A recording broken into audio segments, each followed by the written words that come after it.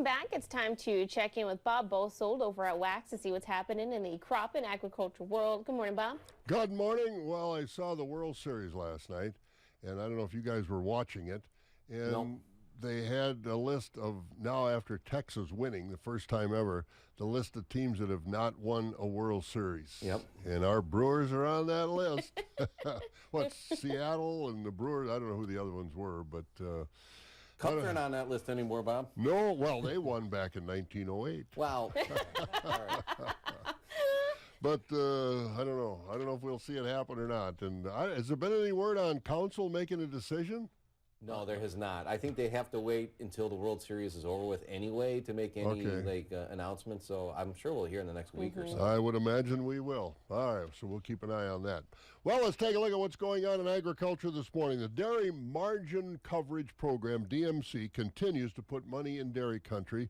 For the first 9 months of this year, that program has helped make up some of the lost income dairy farmers are seeing with these low milk prices. In September, at $1.06 per hundred, the DMC margin triggers an indemnity payment at the coverage level of $9.50 a hundred. Now that comes to $755.54 for each 1 million pounds of milk enrolled in the program, based on comparing milk prices to feed costs. So far this year, the DMC has paid out every month, and they paid out over $1.2 million to dairy farmers in the program. And those prices aren't getting any better either. The official October Class 3 milk price came out yesterday at just $16.84 a hundred. That's down $1.55 from September's price of $18.39, and was also $4.97 less than October's Class 3 price of $21.81 a hundred. Meanwhile, prices for Class 1, 2, and 4 milk were all up in October.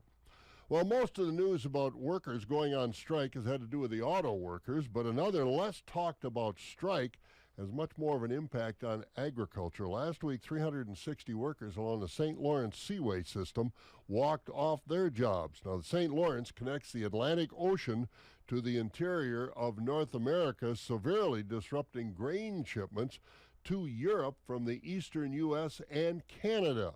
About 700,000 metric tons of grain travel through the St. Lawrence Seaway every month, part of the $17 billion worth of product going through the system every year. Talks continue to try and end the strike over workers' demand for higher wages.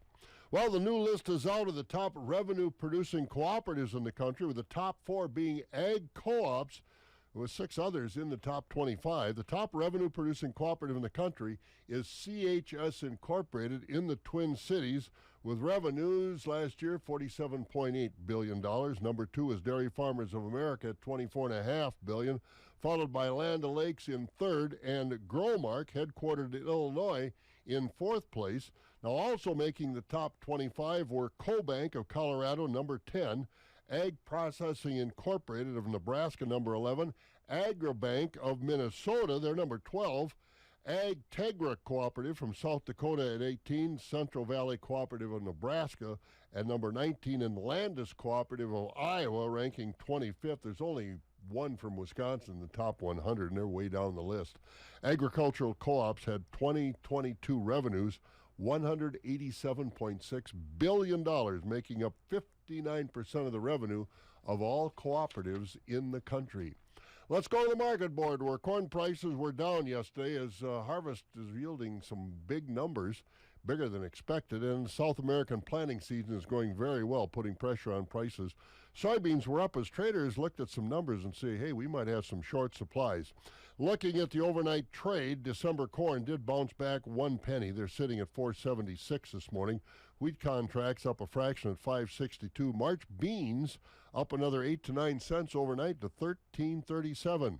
Let's go to the dairy markets, where, got some up arrows, but not a lot. Barrel cheese up 1 3/4 cents yesterday. The block cheese unchanged. Butter took a hit, down 13 3/4 cents, falling to $3.14 a pound. Class 3 futures, November, now the near month, up a nickel at $17.24. December up 8 at $17.13. January was up 2 cents, as prices after that mostly unchanged out through next August. So that's where we are this morning is, again, congratulations to Texas winning the World Series. It's always fun to watch. Hard to believe now baseball is over with, and how many days until spring training? Yeah, well, I don't know. You look outside and the snow on the ground, I can see why Can you imagine if the Twins had made the World Series, trying to play the World Series at night over in the Twin Cities? Yeah, it would have been I don't know what they'd have done. I don't know how they could have done it. It was awful cold. They would have had to move it to Milwaukee, and then Milwaukee would have had a World Series. There you go. One way or another.